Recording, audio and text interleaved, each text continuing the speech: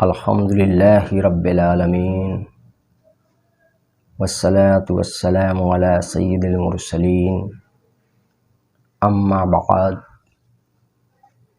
فاعوذ باللہ من الشیطان الرجیم بسم اللہ الرحمن الرحیم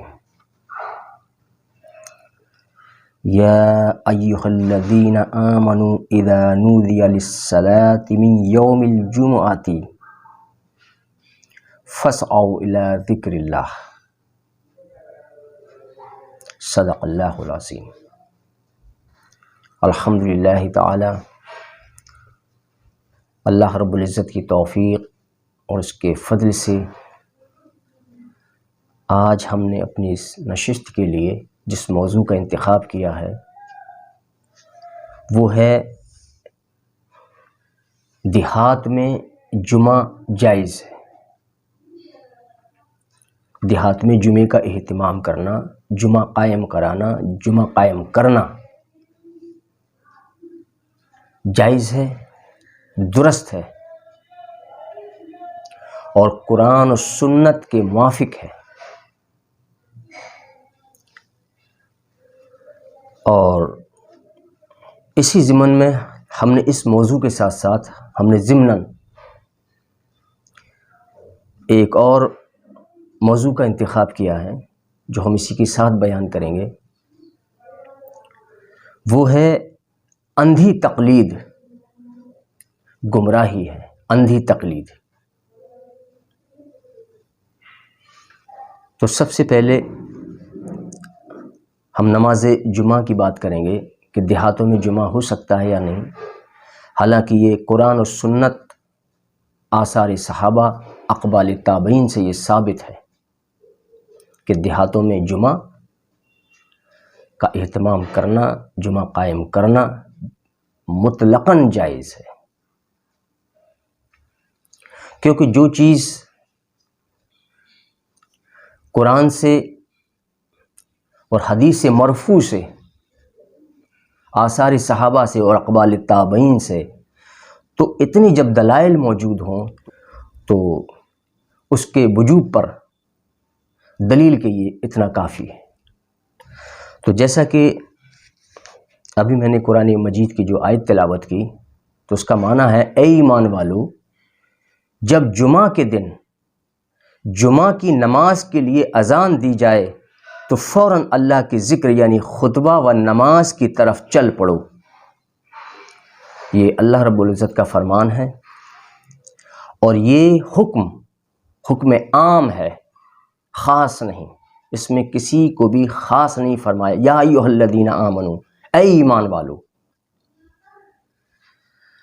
اور پہلی دلیل تو یہی ہے کہ جب سب کے لیے یہ عام ہے، یہ حکم عام ہے، تو خواہ وہ شہر میں رہتا ہو یا دیہات میں رہتا ہو، ان سب پر جمعہ فرض ہو گیا، سب کو جمعہ پڑھنا ہے، سوائے ان کے کہ اللہ تبارک تعالیٰ کے پیارے حبیب صلی اللہ تعالیٰ علیہ وآلہ وسلم نے جن کو ان سے مستثنیٰ کر دیا، جن کو رخصت دے دی، سوائے ان کے، باقی سب اس میں داخل ہیں، اس حکم میں۔ تو پہلی دلیل تو یہی کافی ہے کہ قرآن میں اللہ تعالیٰ نے فرما دیا کہ یہ اور یہ خطاب سب کے لیے، تمام مسلمانوں کے لیے حکم عام ہے۔ پہلی چیز توجہ طلب وہ یہ ہے۔ اور دوسری چیز اس سے ایک واضح یہ بھی ہوتا ہے کہ اس آیت کریمہ سے کہ جمعہ فرض ہے،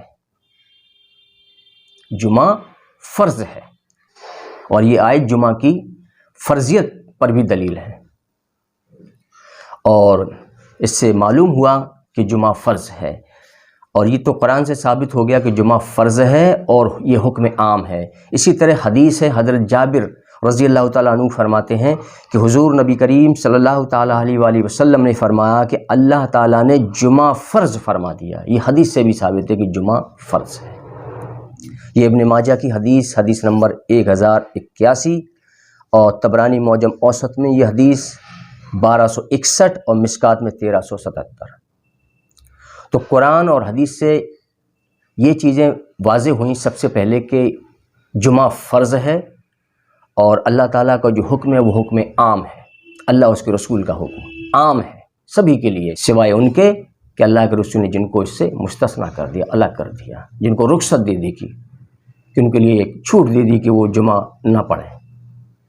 مثلا جیسے بیمار ہے ان کے لیے اللہ کے رسول نے رخصت فرما دی ہے، کوئی غلام ہے اس کے لیے اللہ کے رسول نے رخصت فرما دی ہے، تو سوائے ان کے بقیہ سب پر جو ہے جمعہ فرض ہے، خواہ وہ شہر میں رہتا ہو دیہات میں رہتا ہو۔ اللہ تبارک و تعالیٰ نے قرآن مجید میں جہاں جہاں یا ایھا الذین آمنو کر کے خطاب فرمایا تو وہاں وہ خطاب سب کے لیے ہوتا ہے، تمام مسلمانوں کے لیے وہ حکم ہوتا ہے، وہ حکم عام ہوتا ہے، خاص نہیں ہوتا ہے۔ یہ بات بڑی قابل توجہ ہے، آپ پورے قرآن مجید کو اٹھا کے دیکھ لیں، یا ایھا الذین آمنو، یہاں خطاب تمام مسلمانوں کے لیے ہے، کسی کے لیے خاص نہیں۔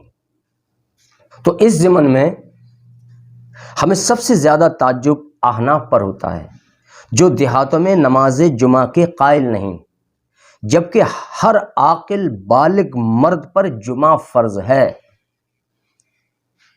اور سورہ جمعہ میں اللہ تعالیٰ نے جو حکم ہمیں دیا تو شہر و دیہات میں جمعہ قائم کرنے کے لیے بطور دلیل یہ آیت کریمہ ہی کافی ہے۔ یہ آیت کریمہ جو ہم نے تلاوت کی ہے یہ آیت ہی کافی اس دلیل کے لیے کہ شہر اور دیہات دونوں کے لیے جمعہ فرض ہے۔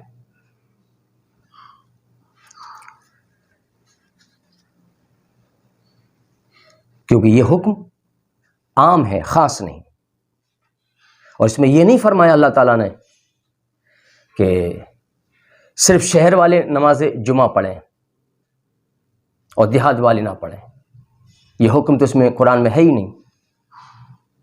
یہاں تو ایک واضح طور پر یہ حکم فرمایا گیا، حکم عام تمام مسلمانوں کے لیے جمعہ فرض ہے، تو ان کے لیے بطور دلیل یہ آیت کریمہ ہی کافی ہے کہ جو لوگ اس پر اعتراض کرتے ہیں اور اس کو ناجائز سمجھتے ہیں اور اس کو درست نہیں سمجھتے کہ دیہاتوں میں جمعہ کیا جائے، تو ان کے لیے بطور آیت یہ ایک ہی دلیل کافی ہے۔ حالانکہ میں اس پر اور بھی ابھی دلیلیں پیش کروں گا جس میں آثار صحابہ ہیں، حدیث مرفوع ہے، اقوال تابعین ہیں، ان کا بھی میں تذکرہ کروں گا انشاءاللہ العظیم آگے۔ لیکن اصل میں ہم نے آج دو موضوع کا انتخاب کیا ہے کہ اندھی تقلید گمراہی ہے اور دوسرا دیہاتوں میں جمعہ جائز ہے، تو ساتھ ساتھ ہم دونوں کا ایک ساتھ بیان کریں گے۔ تو ان کے لیے بطور یہ دلیل کافی ہے کیونکہ یہ حکم عام مسلمانوں کے لیے ہے، اور جن کا موقف یہ ہے کہ دیہات میں جمعہ نہیں ہو سکتا تو ان کا یہ موقف کمزور دلیل پر مبنی ہے، کیونکہ قرآن کے سامنے ہر دلیل کمزور ہو جاتی ہے، اور حدیث مرفوع کے سامنے حدیث موقوف ویسے ہی کمزور ہوتی ہے، تو ہر لحاظ سے ان کی ہر دلیل کمزور ہے۔ کیوں کہ ان کے پاس نہ تو قرآن کی کوئی دلیل ہے نہ حدیث مرفوع ہے، ان کے پاس کوئی ایسی مرفوع حدیث نہیں جس کو وہ دلیل بنا کر پیش کر سکے کہ دیہاتوں میں جمعہ نہیں ہو سکتا۔ تو ان کا یہ موقف جو یہ کہتے ہیں کہ دیہات میں جمعہ نہیں ہو سکتا ہے، تو ان کی یہ جو دلیل ہے وہ کمزور ہے، کیونکہ وہ موقوف حدیث سے استدلال کرتے ہیں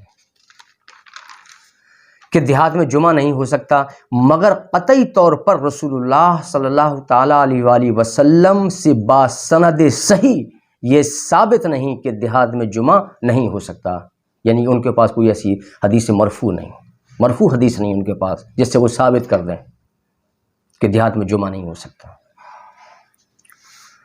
اور گاؤں میں جمعہ کے خلاف لوگ موقوف حدیث کو دلیل بناتے ہیں، تو انہیں یہ معلوم ہونا چاہیے کہ بالاتفاق موقوف روایت مرفوع روایت کا مقابلہ نہیں کر سکتی، اور وہ لوگ یہ حدیث مصنف ابن ابی شیبہ کی یہ حدیث لیتے ہیں جس کو وہ دلیل بناتے ہیں کہ جمعہ کی نماز مصر جامع میں ہو سکتی ہے۔ مصر کہتے ہیں شہر کو، جامع یعنی بڑا شہر، اور یہ حدیث موقوف ہے، اور جس کا یہ حوالہ دیتے ہیں اسی کتاب میں، جس کا یہ حوالہ دے رہے ہیں مصنف ابن ابی شیبہ کا، اسی کتاب میں امام ابن ابی شیبہ نے ایک باب قائم کیا ہے، کتاب الرد علی ابی حنیفہ، یعنی کہ امام اعظم ابو حنیفہ کے 125 مسئلوں کو امام ابن ابی شیبہ نے رد فرما دیا حدیث سے، حدیث کی روشنی میں 125 مسئلوں کو رد فرما دیا، پوری ایک باب قائم کر دیا اپنی اسی کتاب میں، جس کا وہ حوالہ دے رہے ہیں کہ ابن ابی شیبہ میں یہ حدیث ہے کہ جامع مصر میں جمعہ قائم ہو سکتا ہے۔ انہی امام نے جس کتاب کا یہ حوالہ دے رہے ہیں، میں انہی کی بات کر رہا ہوں، امام ابن ابی شیبہ نے 125 امام اعظم ابو حنیفہ رحمۃ اللہ تعالی علیہ کے 125 مسئلوں کا رد کر دیا، ان کی تردید فرما دیا آپ نے، لیکن حدیث سے۔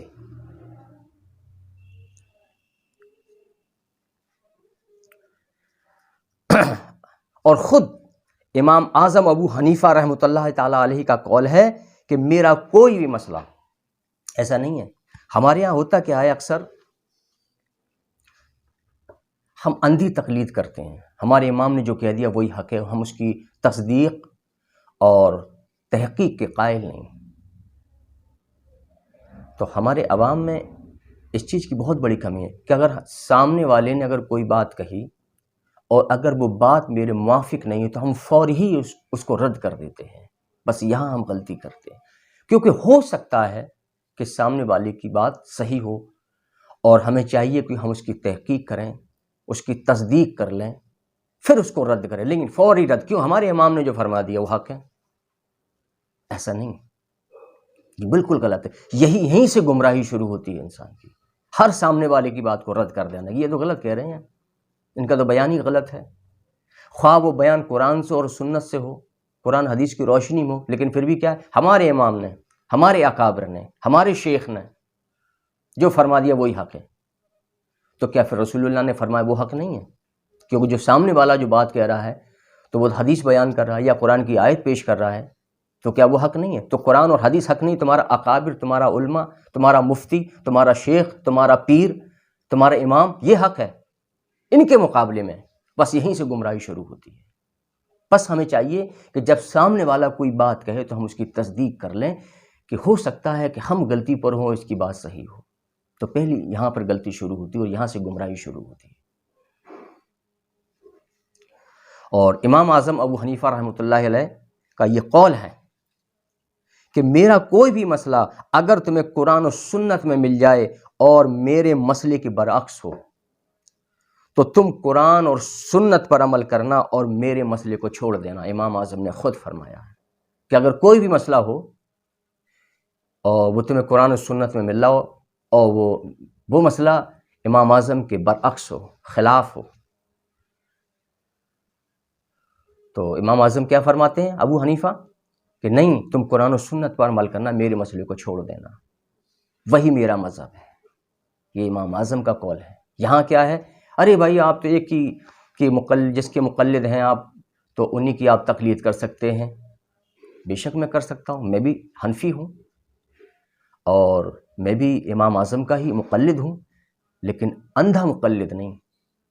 بعض چیزیں جو ہمیں قرآن و حدیث سے مل جاتی ہیں اور وہ امام اعظم کے مسئلے کے خلاف میں ہوتی ہیں، وہ چیزیں برعکس ہوتی ہیں، تو میں امام اعظم کے مسئلے کو چھوڑ دیتا ہوں اور قرآن و سنت پر عمل کرتا ہوں۔ یہ میرا موقف ہے، یہ میرا مشرب ہے، یہ میرا طریقہ ہے، اور تمام مسلمانوں کا طریقہ بھی یہی ہونا چاہیے، خواہ وہ امام شافعی کو ماننے والا ہو اور امام احمد بن حنبل کا ماننے والا ہو، امام مالک کی تقلید کرتا ہو، امام اعظم کی تقلید کرتا ہو، خواہ وہ کسی کا مقلد ہو، ہر امام کی بات مانے، لیکن اگر کوئی بات اسے قرآن و سنت میں اگر مل جائے اور وہ ان امام کے برعکس ہو تو قرآن و سنت پر عمل کرنا ہوگا، کیونکہ کوئی بھی امام اور کوئی بھی امام کی کتاب، کوئی بھی امام کا فقہی مسئلہ قرآن و سنت کے مقابلے میں نہیں آ سکتا، اس کے خلاف نہیں جا سکتا۔ ہاں اس کے موافق ہو تو بات الگ ہے، خلاف اگر ہے تو ہمیں قرآن اور حدیث پر عمل کرنا ہوگا۔ اسی طرح سے امام شافعی کا قول ہے جو کہ اگر میرا کوئی مسئلہ اگر تمہیں قرآن اور حدیث میں اگر مل جاتا ہے تو اسی پر عمل کرنا ہے، میرے مسئلے کو چھوڑ دینا ہے۔ بلکہ اور امام اعظم نے خود اپنے ہی وضع مسئلے پر رجوع کیا یعنی امام علیہ السلام نے ایک مسئلہ بنایا، خود وضع کیا، تو امام اعظم نے خود اپنے مسئلے پر رجوع کیا اور کئی مسئلوں پر رجوع کیا۔ یہاں میں ایک کا تذکرہ کر رہا ہوں کہ وہ کون سا مسئلہ ہے جس پر امام اعظم نے خود ہی اپنے مسئلے پر رجوع کیا جب انہیں وہ حدیث مل گئی۔ تو امام اعظم بھی اس کے خلاف نہیں گئے، خود رجوع کر لیا۔ یہی طریقہ ہوتا ہے ہمارے دین کا، تو ہمارا طریقہ بھی یہی ہونا چاہیے جو امام اعظم کا طریقہ رہا ہے، کہ اگر کوئی حدیث ہمیں مل جاتی ہے تو ہم حدیث پر عمل کریں گے اور اپنے امام کے طریقے کو چھوڑ دیں گے، جیسے کہ امام اعظم نے خود اپنے ہی مسئلے پر رجوع کر لیا۔ تو آپ جرابوں پر مسح کرنے کو درست نہیں کہتے تھے، درست نہیں سمجھتے تھے۔ آپ پوری زندگی آپ نے یہ مسئلہ بیان کیا، کتابوں میں لکھا کہ موضوع پر جرابوں پر مسح نہیں ہو سکتا ہے، اور آپ نے اس پر عمل بھی کیا، اور یہ مسئلہ آپ نے لکھا بھی اور لوگوں کو بتایا بھی کہ جرابوں پر مسح نہیں ہو سکتا ہے۔ لیکن جب آپ کو حدیث ملی، حضور صلی اللہ تعالیٰ علیہ وآلہ وسلم جرابوں پر مسح کیا کرتے تھے، تو آپ نے فوری رجوع کیا، اور جانتے ہو رجوع کا وقت کیا؟ آخری ایام تھے آپ کے، یعنی قریب الموت، یعنی موت کے قریب جو ایام ہوتے ہیں ان دنوں کی بات ہے۔ آپ نے اس مسئلے پر رجوع کیا اور موضوع پر جرابوں پر مسح کیا، تاکہ یہ امت مسلمہ کو یہ معلوم ہو جائے کہ میں امام ہوں، مجھ سے غلطی کا امکان ہے، اور میں نے اپنی غلطی سے رجوع کر لیا، اور میں نے خود مسح کیا۔ آپ نے خود مسح فرمایا اس پر، تو یہ امام کا طریقہ تھا۔ اور یہ حدیث ترمذی شریف کی حدیث ہے، حدیث نمبر اس کا ہے 99۔ اس کا آپ عربی متن اٹھا کے دیکھ لیں، عربی متن میں لکھا ہوا ہے یہ مسئلہ کہ امام اعظم نے خود رجوع کیا۔ اور یہ جو ہم نے ایک روش اختیار کر رکھی ہے کہ بس ہمارے مولوی جو کہے گا ہم اسی کی بات مانیں، جیسے کہ پچھلی مرتبہ میں نے ایک ویڈیو ریکارڈ کرایا تھا کہ جو لوگ دیہاتوں میں جمعہ پڑھتے ہیں اور 2 رکعت نماز جمعہ پڑھنے کے بعد میں 4 رکعت ظہر کی پڑھتے ہیں، تو میں نے کہا تھا بھائی کہیں سے آپ ثابت کر دیں، یا تو آپ حدیث مرفوع سے ثابت کر دیں یا آثار صحابہ سے ثابت کر دیں، کہیں سے نہیں۔ بس کیا ہے، ہمارے کچھ علماؤں نے اس مسئلے کو وضع کر لیا کہ بس 4 رکعت نماز ظہر احتیاطی پڑھ لیں آپ، ظہر بھی ہو رہی ہے جمعہ بھی ہو رہا، دونوں ہو رہے ہیں، ثابت کہیں سے نہیں، نہ حدیث سے، نہ قرآن سے، نہ آثار صحابہ سے، کسی سے ثابت نہیں، پھر بھی کر رہے ہیں کیا؟ ہمارے امام نے کہا ہے۔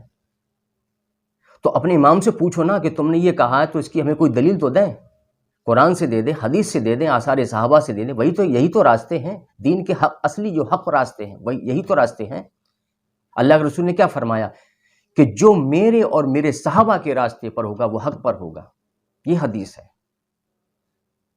جو میرے، اللہ کے رسول فرماتے ہیں کہ جو میرے اور میرے صحابہ کے راستے پر ہوگا تو وہ حق پر ہوگا، یہ نہیں فرمایا کہ فلاں امام آئے گا اس کے جو راستے پر ہوگا وہ حق پر ہوگا۔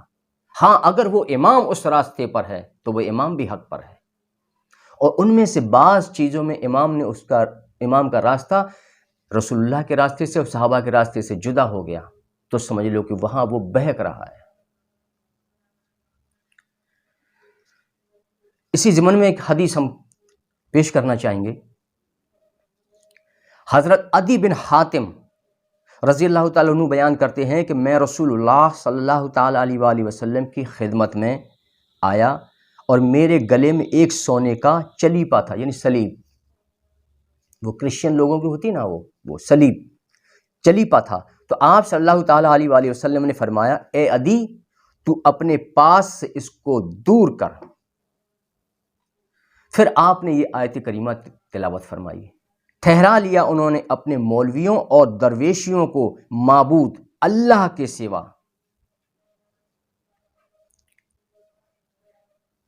اور پھر آپ نے آگے فرمایا کہ وہ لوگ ان کی عبادت نہیں کرتے تھے، وہ لوگ ان کی عبادت نہیں کرتے تھے، لیکن جب مولوی کسی چیز کو حلال کر دے تو وہ حلال سمجھتے تھے اور حلال مان لیتے تھے، اور جب مولوی کسی چیز کو حرام ٹھہرا دے تو وہ اس چیز کو حرام جان لیتے اور حرام مان لیتے تھے۔ یہ ترمذی شریف کی حدیث ہے۔ 3095۔ حالانکہ وہ اپنے مولویوں کی عبادت نہیں کرتے تھے، لیکن بس یہاں تھا کہ اگر کسی مولوی نے اس کی حلت بیان کر دی تو اس کو حلال مان لیا، اور کسی کی اگر چیز کو کی حرمت بیان کر دی تو اس کو حرام مان لیا۔ یہ ان کا معمول بن گیا تھا۔ تو اللہ کے رسول نے یہ آیت جو کریمہ جو پیش کی ہے، اس کا جو معنی بنا وہ تو یہ ہے، ٹھہرا لیا انہوں نے اپنے مولویوں اور درویشیوں کو معبود اللہ کے سوا، حالانکہ وہ تو عبادت نہیں کرتے تھے۔ تو اس سے معلوم ہوا کہ ہمیں علماء کی بات تو ماننی چاہیے، علماء وارث انبیاء ہیں، تو وارث انبیاء کی بات تو ہمیں ماننی ہے، لیکن آنکھ کھول کر آنکھ بند کر کے نہیں، آنکھ کھول کر آنکھ بند کر کے نہیں۔ یعنی کوئی بات اگر وہ حدیث و قرآن کے خلاف ہے، قرآن و سنت کے خلاف ہے، تو ہمیں اس کی بات کو نہیں ماننا ہے، رد کر دینا ہے۔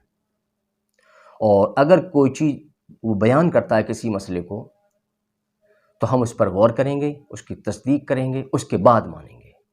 اور اس مسئلے پر اگر کوئی دیگر شخص اگر کوئی بات کہہ رہا ہے تو ہم اس کی بھی بات سنیں گے، پھر اس کی ہم تحقیق کریں گے، اس کی تصدیق کریں گے۔ تو اگر ہمیں لگے گا کہ ہاں یہ شخص جو ہے صحیح کہہ رہا ہے، اور ہمارے جو علماء ہیں اور ہمارا جو مفتی ہے، ہمارا جو امام ہے، وہ یہاں پر غلط ہے، بل ہم دونوں کے درمیان حق اور باطل میں فیصلہ کریں گے، حق پر کون اور باطل پر کون۔ ایسا نہیں کہ بس ہمارا مولوی جو کہے گا وہی حق ہے، باقی سب غلط، ایسا نہیں، یہ تو بالکل غلط ہے، گمراہی ہے سیدھی سیدھی۔ یہ تو ہم دونوں کی بات سنیں گے، اپنے امام کی بھی سنیں گے، اور جو دوسرا شخص جو امام کے خلاف بات کر رہا ہے اس کی بھی بات سنیں گے، پھر ان دونوں میں جو ہمیں ٹھیک لگے گا ہم اس پر عمل کریں گے۔ اور ٹھیک کب لگتا ہے؟ جب ہم اس کی تصدیق کریں، تب دونوں کی تصدیق کریں گے کہ دیکھیں ہمارے امام کی بات صحیح ہے، یا یہ مخالفین جو ہمارے ہیں، یا جو امام کے برعکس جو بات کہہ رہا ہے اس کی بات صحیح ہے۔ اس طرح سے پھر ہم دونوں کے درمیان امتیاز کریں گے، صحیح کا اور غلط کا۔ یہ طریقہ ہونا چاہیے ہمارا۔ تو میں نے امام اعظم کا قول بتا دیا کہ آپ نے فرمایا کہ جب کوئی مسئلہ تمہیں قرآن و سنت میں مل جائے تو اسی پر عمل کرو، وہی میرا مذہب ہے۔ اسی طرح سے امام مالک فرماتے ہیں سوائے رسول اللہ صلی اللہ تعالیٰ علیہ وسلم کے کوئی ایسا شخص نہیں کہ جس کی بعض باتیں مقبول ہوں اور بعض مردود نہ ہوں۔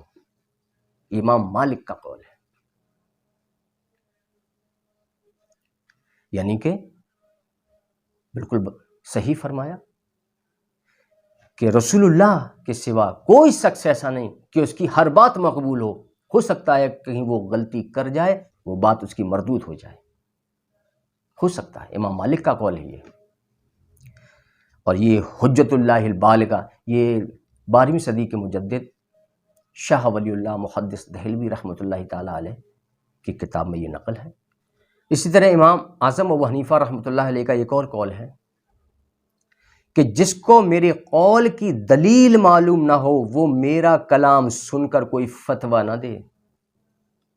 بڑی پیاری بات، یہ ہمارے امام ہیں، اور ایسا ہی ہونا چاہیے امام کو، حق بات کہنے والا، صحیح بات کہنے والا، کہ وہ جانتے ہیں قیامت کے دن کل میری بھی پکڑ ہو جائے گی اگر ہم نے ایسا نہیں کہا، اور ہم نے یہی کہہ دیا کہ نہیں، اگر جو میرا مقلد ہو وہ میری بات ہمیشہ مانے گا، وہ قرآن حدیث کی بات کو انکار کر دے، قرآن حدیث کو چھوڑ دے، میں نے جو کہہ دیا وہی حق ہے، یہ تو امام کہہ ہی نہیں سکتا، نہ کسی امام نے یہ کہا ہے۔ ہاں لوگ ضرور کہتے ہیں آج کے زمانے میں، ارے بھائی آپ امام اعظم کے مقلد ہو تو ان کی ساری بات آپ کو انہی کی ماننی پڑے گی۔ کیا امام اعظم نے یہ فرمایا ہے کہ جو میرا مقلد ہو وہ ساری بات میری مانے؟ بلکہ آپ نے تو یہ فرمایا ہے کہ میری بات ماننے کے ساتھ ساتھ قرآن حدیث کو دیکھے، اگر کوئی مسئلہ قرآن حدیث میں مل جائے تو میری بات کو چھوڑ دے۔ امام اعظم تو یہ فرما رہے ہیں کہ میری بات کو چھوڑ دو، لیکن لوگ کہتے ہیں نہیں ساری بات انہی کی مانو۔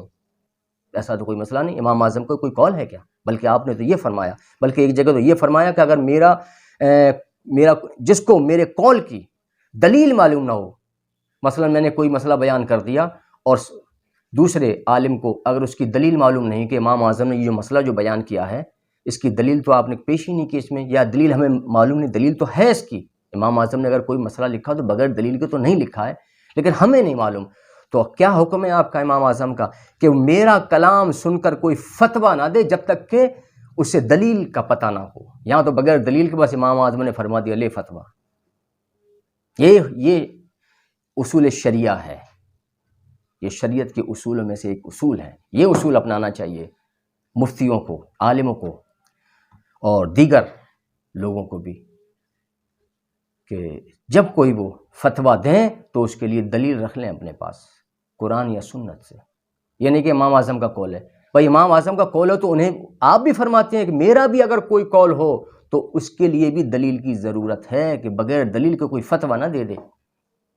ہاں میں نے وضع کیا، آپ یہ کہہ دیں بھائی امام اعظم کا ایسا ایسا مسئلہ ہے، ٹھیک ہے، لیکن فتویٰ نہیں دے سکتا وہ، آپ کا خود قول ہے. اور یہ بھی حجت اللہ البالغہ میں ہے، صفحہ نمبر 512 پر.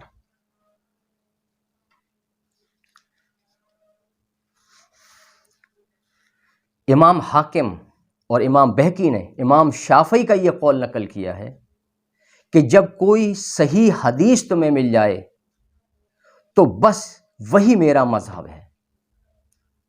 یہ امام شافعی کا قول ہے کہ جب تمہیں کوئی صحیح حدیث مل جائے تو بس میرا مذہب وہی ہے. امام شافعی کہتے ہیں میرا چھوڑ دینا مسئلہ. پھر وہ ہر امام کا یہ قول ہے کہ جب کوئی بات تمہیں قرآن میں مل جائے، حدیث میں مل جائے تو میری بات چھوڑ دو، میرے مسئلے کو چھوڑ دو. یہ نہیں کہ مجھے ہی پکڑے رہو. ہمارے یہاں تو اس معاملات ٹھیک اس کے برعکس ہیں کہ نہیں، جس کو پکڑ لیا اسی کو پکڑنا، آپ تو چھوڑنا ہی نہیں ہے. چاہے ہم قرآن حدیث ہم سے چھوٹ جائے، بے شک ہمیں کوئی مطلب نہیں، لیکن ہمارا امام ہم سے نہ چھوٹے. یہ حال بنا رکھا ہے ہم لوگوں نے. تو آپ فرماتے ہیں امام شافعی کا قول یہ ہے کہ جب تمہیں کوئی صحیح حدیث تمہیں مل جائے تو بس میرا وہی مذہب ہے، تمہیں اسی پر عمل کرنا ہے. اور آپ کا ایک قول یہ ہے کہ جب تم دیکھو کہ میرا قول حضور صلی اللہ تعالیٰ علیہ وآلہ وسلم کے مخالف ہے تو حدیث پر ہی عمل کرو. پھر آپ نے دیکھی کئی قول ہیں امام شافعی کے کہ جب کوئی تمہیں حدیث مل جائے تو اسی حدیث پہ تمہیں عمل کرنا ہے، میرے مسئلے پر، میرے قول پر تمہیں عمل نہیں کرنا ہے. یہ امام شافعی کا قول ہے. اور کوئی مسئلہ اگر ہو تو جب تم دیکھو کہ حضور صلی اللہ تعالیٰ علیہ وآلہ وسلم کے مخالف ہے تو حدیث پر عمل کرو اور میرے قول کو دیوار پر مار دو. یہ امام شافعی کا قول ہے. یہ تھے ہمارے امام.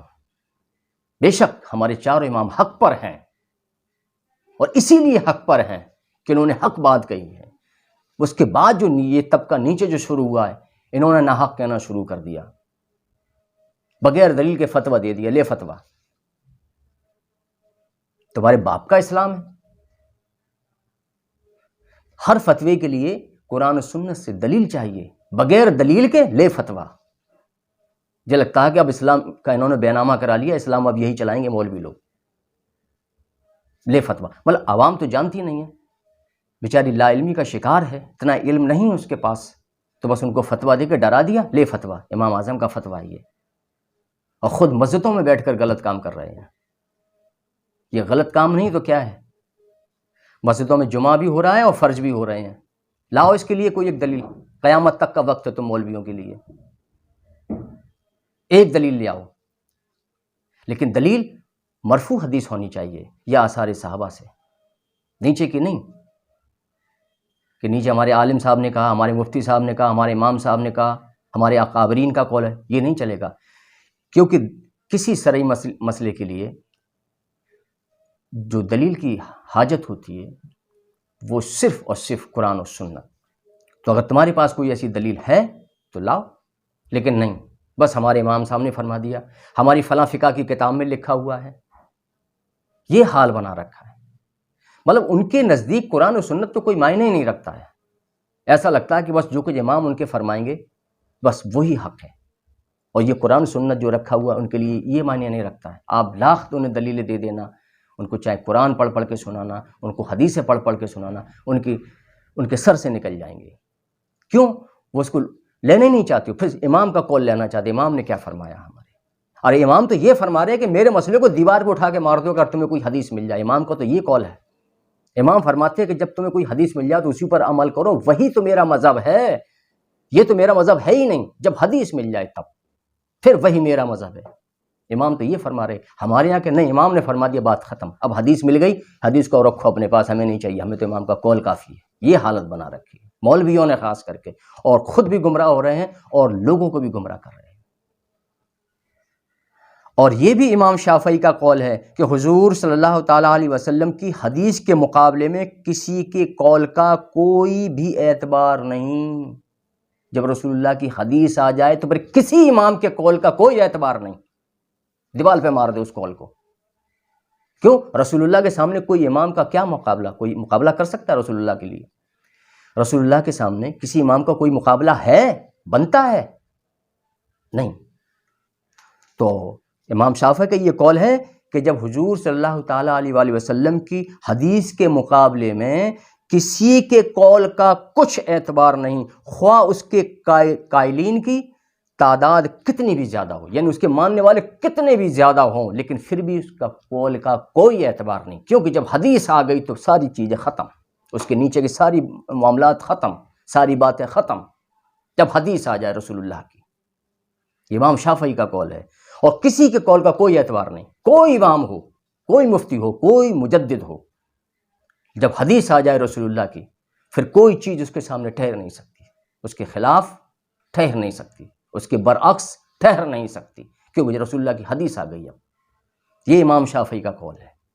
یہاں ہم نے کیا معاملات بنا رکھے، امام شافعی، امام مالک، امام اعظم، امام احمد بن حنبل نے کیا فرمایا،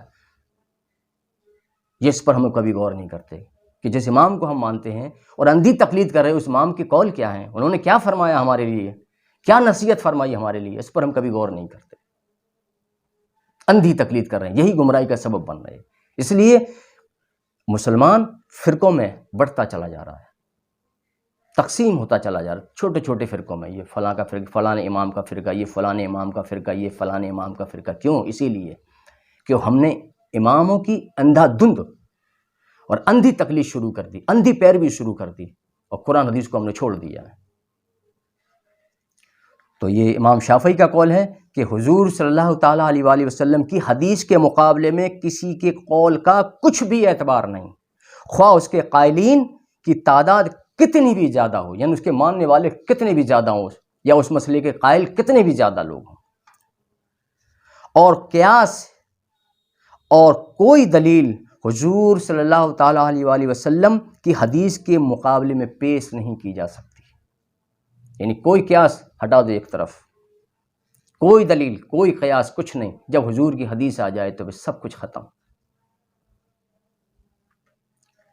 یہ امام شافعی کا قول ہے۔ اور صرف اللہ تعالیٰ اور اس کے رسول کی اطاعت اور ان کے حکم کو تسلیم کرنا سب مسلمانوں پر واجب ہے، امام شافعی کا قول ہے۔ اطیعوا اللہ و اطیعوا الرسول، اطاعت کرو اللہ کی، اطاعت کرو رسول کی، یہی حکم جو ہے قرآن کا حکم ہے، یہی امام شافعی نے فرمایا۔ اسی طرح سے امام احمد بن حنبل فرماتے ہیں اللہ اور اس کے رسول کے کلام کے مقابلے میں کسی کے کلام کی کوئی وقعت نہیں، کوئی مطلب اعتبار نہیں۔ تو یہ امام احمد بن حنبل کا قول ہے کہ اس کے اللہ اس کے رسول کے مقابلے میں کسی کے کلام کی کوئی وقعت نہیں، یعنی اس کا کوئی اعتبار نہیں۔ شاہ ولی اللہ محدث دہلوی رحمۃ اللہ تعالی علیہ فرماتے ہیں کسی عالم مجتہد کے قول کی پیروی کرو، لیکن ساتھ ہی یہ عقیدہ رکھو کہ وہ ایک غیر معصوم انسان ہے۔ آپ فرماتے کسی عالم کی آپ پیروی کریں، کسی امام کی آپ پیروی کریں، صحیح ہے، کریں، لیکن ساتھ ہی یہ عقیدہ بھی رکھیں۔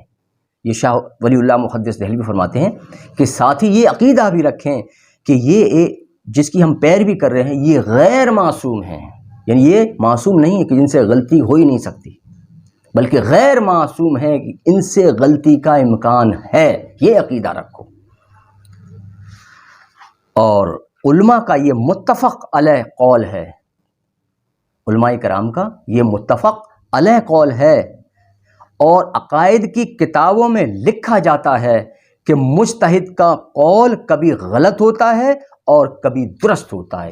ایسے میں ہر مقلد کا فرض ہے، ایسے میں ہر مقلد کا فرض ہے کہ وہ ہمیشہ اس بات کے لیے تیار رہے کہ اگر کسی مسئلے میں اس کو اپنے امام کے خلاف کوئی بات مل جائے، دیکھیے کیا فرماتے ہیں کہ کسی مسئلے میں اب اس کو اپنے امام کے خلاف کوئی بات مل جائے تو فوراً اس کو ترک کر کے حدیث کی اتباع کرے. جب حدیث کوئی مل جائے امام کے مقابلے میں، امام کے خلاف کوئی اگر حدیث مل جائے تو کیا فرماتے ہیں آپ کہ حدیث پر عمل کرے، امام کو چھوڑ دے، امام کی بات کو ترک کر دے. تو اس کو فوراً اس کو ترک کر کے حدیث کی اتباع کرے. اور شاہ ولی اللہ محدث دہلوی رحمۃ اللہ تعالیٰ علیہ دیہات میں جمعہ کو جائز کہتے تھے، اور اس کی تائید میں انہوں نے جو ہے ایک حدیث نقل کی ہے اسی کتاب میں جامع صغیر سے کہ دیہاتوں میں جمعہ جائز ہے. فقہ حنفیہ کے جو شرائط ہیں، اب میں ایک بڑی لطیف بات کر رہا ہوں، فقہ حنفیہ کی جو شرائط ہیں وہ یہ ہیں کہ ایسا شہر یا ایسی جگہ جس میں مسلمان بادشاہ یا اس کا نائب رہتا ہو. یہ جمعہ کے لیے شرائط ہیں فقہ حنفیہ کے. ایسا شہر ہو کہ جس میں مسلمان بادشاہ یا اس کا نائب رہتا ہو، ایسا شہر، اور وہ جمعہ قائم کرا دے. یعنی بادشاہ یا اس کا نائب جمعہ کو قائم کرا دے یا اس کا حکم دے دے. یا وہ نہ ہو تو بادشاہ نہ ہو تو وہ حاکم شہر ہو، وہاں پر وہ جمعہ قائم کر دے یا اس کا حکم دے دے. اور یہاں پر اسلامی قاضی ہو جو شرعی حدود قائم کرے. آپ بتائیں، میں اپنے ہندوستان کی بات کر لیتا ہوں. اپنے ہندوستان کے اندر 95% جگہ ایسی ہیں کہ جہاں نہ تو بادشاہ ہے، نہ حاکم ہے، اور نہ حاکم نے وہاں جمعہ شروع کرایا، نہ جمعے کا حکم دیا، اور جمعہ ہو رہا ہے، اور نہ وہاں قاضی ہے. آپ اس چیز کو غور کریں اور دیکھ لیں، نگاہ اٹھا کر دیکھ لیں آپ. کتنی جگہ ایسی ہیں جہاں پر یہ شرائط پائے جاتے ہیں. تو جب یہ شرائط نہیں پائے جا رہے ہیں تو جو آج جہاں پر پھر جمعہ ہو رہا تو پھر تو وہ غلط ہو رہا ہے نا، انہیں نہیں کرنا چاہیے. پھر تو یہ منمانی ہو گئی کہ میرا جی جہاں چاہے گا وہاں جمعہ کر لوں گا، اور جہاں نہیں چاہے گا میں وہاں جمعہ نہیں کروں گا. تو کہہ دوں گا وہی فقہ حنفی میں ایسا ہے ہی نہیں. یہ تو طبیعت کے مطابق اسلام کو چلانا ہو گیا. جب یہ شرائط ہیں تو پھر ہمیں چاہیے انہیں پر عمل کریں نا. تمام احناف سے میں یہ کہنا چاہوں گا کہ جتنے بھی آج جہاں پر جمعہ ہو رہا وہاں دیکھیں اب کیا حاکم شہر نے جمعہ قائم کرا ہے؟ نہیں. ارے یہاں تو اسلامی حکومت ہی نہیں ہے. پہلی چیز تو یہیں ختم ہو جاتی ہے. چلو اسلامی حکومت نہ صحیح، غیر اسلامی حکومت صحیح، تو ان کے حاکم سے کہیں کہ ہمارے یہاں جمعہ شروع کرا دیں. پھر کیونکہ ہمارے جو امام اعظم انہوں نے یہ شرطیں لکھی ہیں، اور قاضی نہیں ہے ہمارے یہاں. کتنے شہر ایسے ہیں کہ جہاں پر قاضی نہیں، اور قصبوں میں تو ہوتا ہی نہیں قاضی کوئی. جتنے قصبے ہمارے آج پورے ہندوستان میں ہیں، اور آپ نگاہ اٹھا کر دیکھ لیں اس طرح سے، تو جو 95% جگہوں پر جو جمعہ ہو رہا ہے وہ امام اعظم کے شرائط کے خلاف ہو رہا ہے. انہیں تو چاہیے پھر جمعہ کو بند کرنا چاہیے، پہلی چیز. پھر اگر وہ کر رہے ہیں تو اس کا مطلب یہ ہے کہ وہ حنفی ہے ہی نہیں. پھر امام اعظم کو نہیں ماننا ہے، ان کے شرائط کو ماننا ہے. وہ صرف جھوٹی بات کہہ رہے ہیں، صرف اپنی مطلب کی بات کہنا چاہتے ہیں اور اپنے مطلب کا کام کرنا چاہتے ہیں. اپنی طبیعت کے مطابق، اپنے ذوق کے مطابق وہ کام کر رہے ہیں. بس میں مولوی ہوں، میں عالم ہوں، میں مفتی ہوں، میں جہاں چاہوں گا میں جمعہ قائم کرا دوں گا اور 1000 باتیں ان کو بتا دوں گا. یہ شرائط ہیں. تو اپنی کتابوں میں اٹھا کے دیکھو. بھائی میں نے تو پڑھے ہیں، میں بھی حنفی ہوں، لیکن اندھا نہیں، آنکھوں والا. اگر امام اعظم کی کوئی بات اس کے خلاف ہمیں کوئی حدیث مل جاتی ہے جو کہ حدیث کے خلاف امام اعظم کی اگر کوئی بات ہے، میں تو رد کر دیتا ہوں امام اعظم کی بات کو. بھائی انہوں نے خود فرمایا کہ میری بات کو آپ رد کر دیجیے، حدیث پر عمل کریے. میں وہی کر رہا ہوں، میں تو امام اعظم کا مقلد ہوں، میں ماننا ہوں ان کی بات کو. جب کوئی چیز مجھے حدیث میں مل جاتی ہے میں اس پر عمل کرتا ہوں، امام اعظم کے قول کو چھوڑ دیتا ہوں. تم تو مانتے ہی نہیں ہو. یہ شرائط ہے، مانو. کون مانے گا اس پر؟ پھر ایک چیز اور بتاؤں گا. آج جو لوگ دیہاتوں میں جمعہ سے محروم کر دیے گئے، کیا قصور تھا ان کا؟ کیا قصور ہے بتائیے آپ. ان پر تو جمعہ فرض تھا نا. آپ بڑا غور کریں میری بات کو، بڑی قابل توجہ بات ہے. آپ پورے ہندوستان میں آپ نگاہ اٹھا کے دیکھ لیں، جتنے نمازیوں کی تعداد جمعہ کے دن ہوتی ہے، کیا ظہر کے دن وہ تعداد ملتی ہے؟ پھر وہ نہیں ملتی ہے، سب جانتے ہیں یہ بات۔ کیوں؟ کہ جمعہ کے دن انسان جو کبھی نماز نہیں پڑھتا ہفتے میں، وہ سوچتا چلو آج جمعہ ہے، جمعہ کو تو نماز پڑھی ہے، اور جمعہ کی نماز پڑھنے کے ساتھ ساتھ پھر دھیرے دھیرے اللہ تعالیٰ سے اگر توفیق دیتے تو وہ اور نمازیں بھی شروع کر دیتا ہے۔ اگر ہم یہ جمعہ اس طرح سے ختم کر دیں اور جمعہ کی نماز ہونا بند ہو جائے، جیسے کہ دیہاتوں میں نہیں ہوتی ہے، تو میں دیہاتوں کا حال بتا دوں آپ کو کہ دیہاتوں میں کہ لوگ 12 مہینے میں عید اور بقرعید کی نماز پڑھتے ہیں۔ اگر وہاں جمعہ قائم ہو جائے تو کم از کم ہفتے میں ایک دن تو جمعہ کے لیے وہ نماز پڑھنے آئیں گے، ان کی نماز کی طرف رغبت بڑھے گی، اور جب وہ جمعہ کی جمعہ مسجدوں میں آنا شروع کر دیں گے تو ہو سکتا اللہ تعالیٰ ان میں سے چند ایک کو یہ توفیق دے دے کہ جمعہ کی نماز کی برکت سے وہ اور نمازیں بھی پڑھنا شروع کر دیں۔ تو ہم تو ان کے ساتھ یہ برا کر رہے ہیں جن کو ہم نے نماز سے محروم کر دیا ہے۔ اور وہاں اگر جمعہ شروع ہو جائے تو ظاہر ہے، اور میرا دعویٰ ہے اس بات کا، کہ جن جگہوں پر جمعہ نہیں ہوتا اگر جمعہ وہاں شروع کرا دیا جائے، جو لوگ قطعی نماز نہیں پڑھتے ہیں وہ جمعے کی نماز پڑھنے آئیں گے، اور دھیرے دھیرے وہ فجر کی بھی پڑھیں گے، ظہر کی بھی پڑھیں گے، عصر کی بھی پڑھیں گے، مغرب کی بھی پڑھیں گے، عشاء کی بھی پڑھیں گے۔ سب تو نہیں پڑھیں گے لیکن چند ایک تو اس میں سے پڑھیں گے۔ تو یہ اس طرح سے ہم لوگوں کو نماز کی طرف رغبت دلا پائیں گے، نماز کی طرف مائل کر سکتے ہیں۔ یہ ہمارا طریقہ ہونا چاہیے۔ اور ہم نے جو ان کو محروم کر رکھا ہے کس بنا پر؟ اللہ تو فرماتا ہے یا ایھا الذین آمنو، اے ایمان والو، جب نماز کا وقت ہو جائے، جمعہ کے دن نماز کا وقت ہو جائے، اذان ہو جائے تو مسجد کی طرف چل پڑو۔ یہ حکم آیا، اور ہم نے کہا نہیں تو اپنے گھروں میں بیٹھو، جمعہ میں مت پڑھو، خالی عید اور بقرعید پڑھ جاؤ، کام ختم، تم تو مسلمان پکے۔ یہ حال بنا رکھا ہے ہم نے۔ آپ بتائیے، جمعہ اور ظہر میں کیا وہی مقدار ہوتی ہے، وہی تعداد ہوتی ہے لوگوں کی؟ کیا فرق ہوتا ہے؟ تو یہی فرق ہوتا ہے کہ جمعہ کی برکت سے اس میں نمازیوں کی تعداد میں اضافہ ہوتا ہے، یہ جمعہ کی برکت ہے۔ تو ہمیں چاہیے کہ جہاں جمعہ نہیں ہوتا وہ اس کو ہم انشاءاللہ العظیم آگے اس کو ثابت کریں گے حدیث مرفوع۔ قرآن سے تو حالانکہ اب ثابت ہو گیا، اب ہمیں کسی دلیل کی ضرورت بھی نہیں، لیکن پھر بھی ہم مرفوع حدیث سے، آثار صحابہ اور اقوال تابعین سے اس کو ثابت بھی کریں گے کہ دیہات میں جمعہ کرنا جائز ہے۔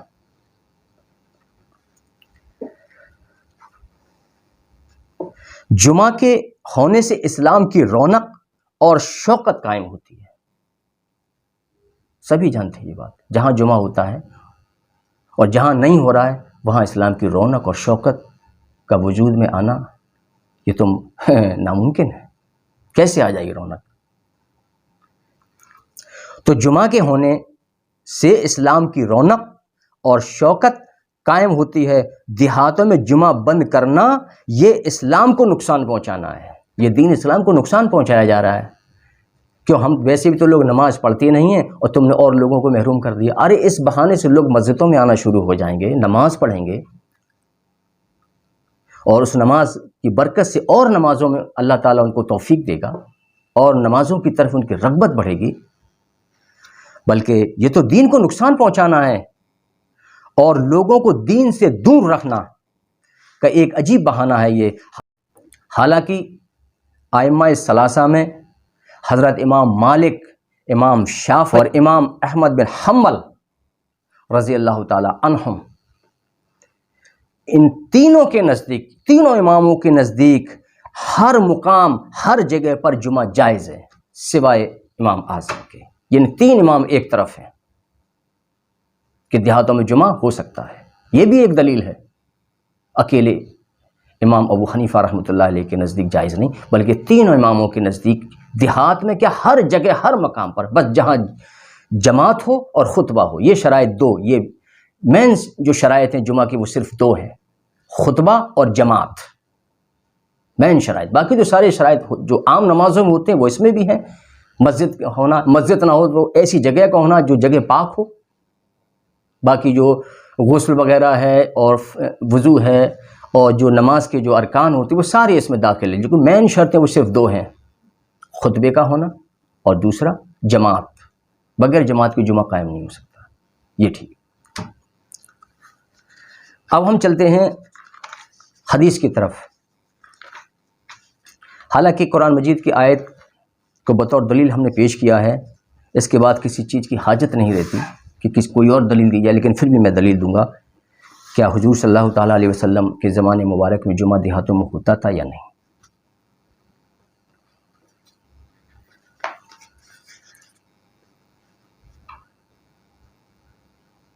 حضرت عبداللہ بن عباس رضی اللہ تعالیٰ عنہما فرماتے ہیں کہ رسول اللہ صلی اللہ تعالیٰ علیہ وآلہ وسلم کی مسجد کے بعد، کون فرما رہا ہے؟ حضرت عبداللہ بن عباس. کیا فرماتے ہیں؟ کہ رسول اللہ صلی اللہ تعالیٰ علیہ وآلہ وسلم کی مسجد کے بعد پہلا جمعہ بنو عبد القیس کی مسجد میں شروع ہوا، جو ملک بحرین کے جباسی مقام میں تھی. یہ ایک بستی تھی، بنو عبد القیس کی ایک بستی تھی، بستی کا نام ہے. ایک بستی میں شروع ہوا، اور یہ حدیث بخاری کی، اس کا حدیث نمبر ہے 892 اور 4371. ابو داؤد کی حدیث نمبر 1068 اور نسائی کی حدیث نمبر ہے 1369 اور بہقی سنن کبریٰ کی حدیث ہے 5604.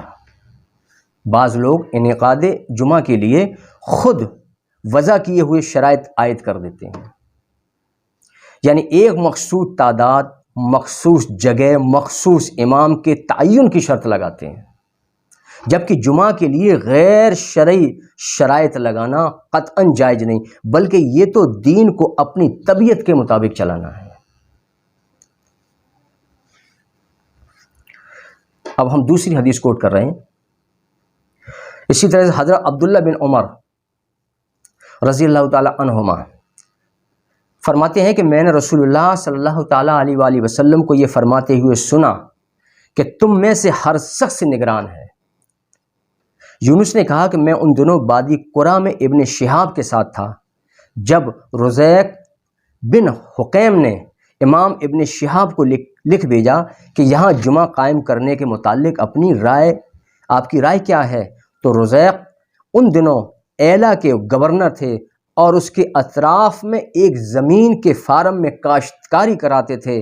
وہاں حبشیوں اور دوسرے لوگوں کی ایک جماعت آباد تھی. پھر امام ابن شہاب نے جواب لکھا کہ وہاں جمعہ کا اہتمام کریں. یہ دوسری حدیث. یہ بخاری کی حدیث نمبر ہے 893. یہ بھی ایک بستی تھی، یہاں پر حبشیوں اور دوسرے لوگوں کی ایک جماعت آباد تھی. اس بستی میں امام ابن شہاب نے حکم فرمایا کہ یہاں جمعے کا اہتمام کریں. یہ دوسری حدیث. اسی طرح سے حضرت قعب بن مالک رضی اللہ تعالیٰ عنہ جب وہ جمعے کی اذان سنتے تو اسعد بن زرارہ رضی اللہ تعالیٰ عنہ کے لیے رحمت کی دعا کرتے. تو ان سے پوچھا گیا اس کی کیا وجہ ہے کہ آپ ان کے لیے دعا کیوں کرتے ہیں؟ جب بھی آپ اذان سنتے ہیں تو ان کے لیے دعا کرتے ہیں. تو اسعد بن زرارہ کے لیے رحمت کی دعا کرتے ہیں. تو انہوں نے کہا اس لیے کہ حرہ بنو بیاضہ میں، حرہ ایک ایسی زمین کو کہتے ہیں کہ جہاں پر سیاہ پتھر ہوں، تو حرہ بنو بیاضہ میں ہمیں پہلا جمعہ انہوں نے پڑھایا تھا، اور یہ بستی مدینہ منورہ سے 1 میل کے فاصلے پر تھی. یعنی واضح ہو گیا کہ مدینہ کے قریب بھی مسجدوں میں جمعہ قائم ہوا، جمعہ پڑھایا جاتا تھا وہاں پر بھی. اور یہ حدیث ابو داؤد کی 1069، ابن ماجہ کی حدیث نمبر 1082، دار قطنی کی حدیث نمبر 1585، بہقی سنن کبریٰ کی حدیث نمبر 5605 اور حاکم کی حدیث نمبر 1067. اسی طرح حدیث نبوی ہے کہ ابن جریج بیان کرتے ہیں کہ مجھ تک یہ روایت پہنچی ہے کہ حضور صلی اللہ تعالیٰ علیہ وآلہ وسلم سفر کے دوران اپنے صحابہ کو جمعہ پڑھایا کرتے تھے، اور آپ کمان کے ساتھ ٹیک لگا کر صحابہ کو خطبہ دیتے تھے. یہ حضور صلی اللہ تعالیٰ علیہ وسلم سے بھی ثابت ہے کہ آپ سفر کے دوران اپنے صحابہ کرام کو جمعہ کی نماز پڑھایا کرتے تھے، اور آپ کمان کے ساتھ ٹیک لگا کر خطبہ ارشاد فرماتے تھے. یہ مصنف عبد الرزاق میں یہ حدیث ہے، اس کا حدیث نمبر ہے 5182. حضرت ابو ہریرہ رضی اللہ تعالیٰ عنہ فرماتے ہیں کہ کچھ لوگوں نے حضرت عمر رضی اللہ تعالیٰ عنہ کو خط لکھ کر جمعہ کے بارے میں سوال کیا تو انہوں نے جواب میں لکھا کہ تم جہاں کہیں بھی ہو جمعہ پڑھو۔ یہ ابن ابی شیبہ کی حدیث ہے، اس کا حدیث نمبر 5108۔ نافع بیان کرتے ہیں کہ حضرت عبداللہ بن عمر رضی اللہ تعالیٰ عنہما مکہ اور مدینہ کے درمیان پانی کے آس پاس، چشموں کے آس پاس چھوٹی آبادیوں کو جمعہ ادا کرتے ہوئے دیکھتے اور ان پر اعتراض نہیں کرتے تھے۔ یعنی کہ مکہ اور مدینہ کے درمیان جو چھوٹی چھوٹی بستیاں تھیں پانی کے قریب، تو وہاں جمعہ قائم ہوتا تھا اور حضرت عبداللہ بن عمر رضی اللہ تعالیٰ عنہ اس کو دیکھتے، لیکن کبھی انہوں نے اعتراض نہیں کیا۔ یہ بھی عبدالرزاق کی حدیث ہے، اس کا حدیث نمبر 5185۔ سعید بن عاص کے غلام نے عبداللہ بن عمر رضی اللہ تعالیٰ عنہما سے سوال کیا کہ مکہ اور مدینہ کے درمیان بستیوں کے بارے میں آپ کا کیا خیال ہے؟ تو آپ نے فرمایا جب ان کا امیر ہو تو ان کو جمعہ پڑھائے۔ یہ بیہقی سنن کبریٰ کی حدیث نمبر 5613۔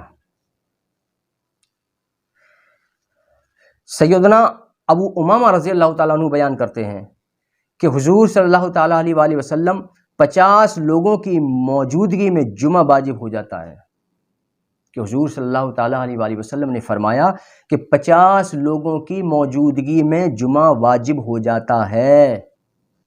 یہ ابو امامہ رضی اللہ تعالیٰ عنہ کا یہ بیان ہے کہ آپ صلی اللہ تعالیٰ علیہ وآلہ وسلم نے فرمایا جہاں 50 لوگ بستی ہو 50 لوگ، لیکن ایک حدیث میں 40 کا بھی ذکر ملتا ہے۔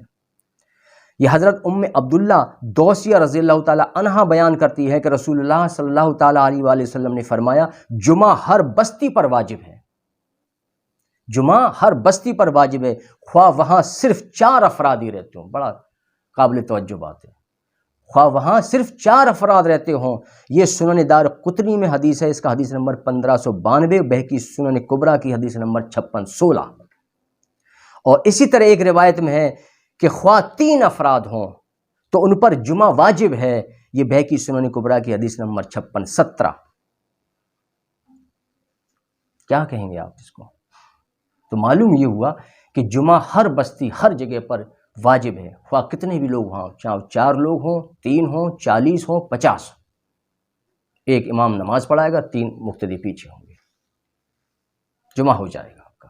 یہ نہیں جماعت کا ہونا ضروری، یہ ہونا ضروری، سب کچھ ہونا ضروری ہے، لیکن شرط وہی قرآن و حدیث سے اس کی دلیل لائیں آپ، لیکن حدیث موقوف نہیں، مرفوع حدیث دیں یا پھر قرآن کی دلیل دیں، جیسا کہ میں نے قرآن سے واضح کیا۔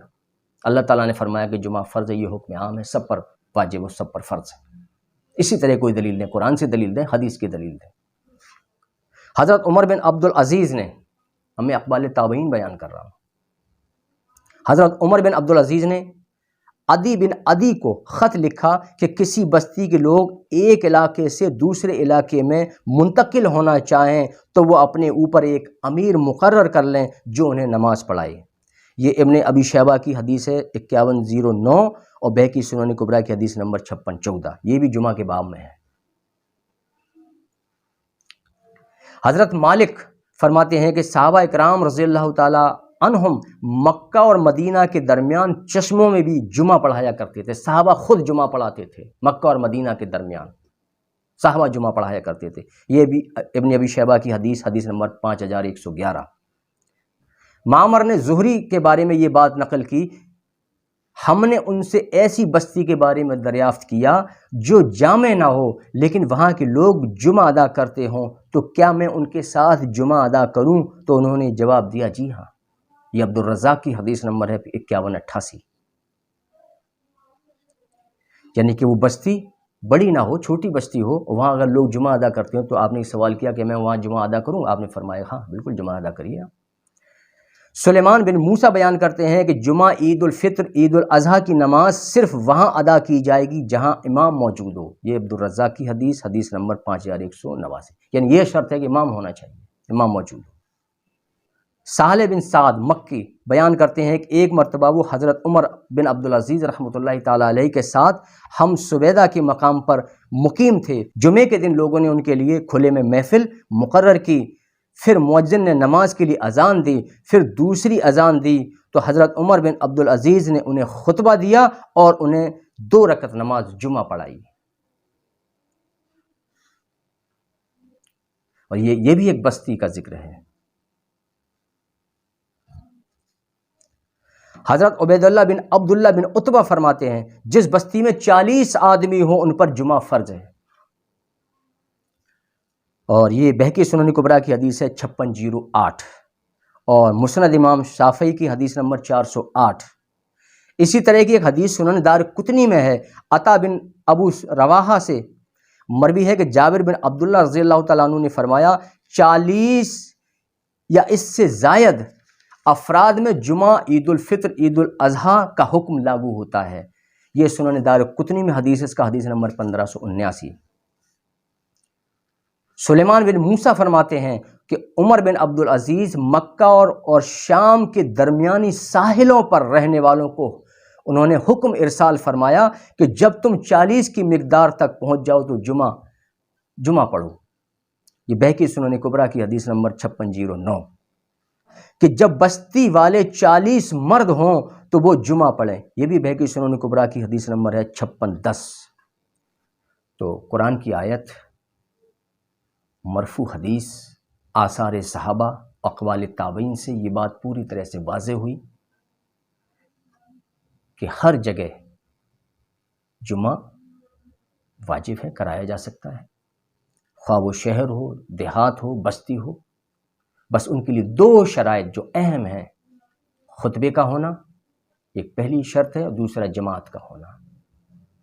یہ 2 اہم شرطیں، یہ 2 شرطیں جہاں مکمل ہو جائیں وہاں جمعہ قائم کیا جائے، تاکہ جو بے نمازی ہیں تو اس جمعے کی برکت سے، جمعے کے ذریعے سے وہ نماز پڑھنا شروع کر دیں. ہمیں لوگوں کو نماز کی طرف راغب کرنا ہے، نماز کی طرف مائل کرنا ہے، اور یہ دین کے حق میں بہتر ہے اور دین کو نفع پہنچانے والا اور لوگوں کو نفع پہنچانے والا ہے. اور اسی کے ساتھ ہی آج کی ہم اس گفتگو کو ختم کر رہے ہیں.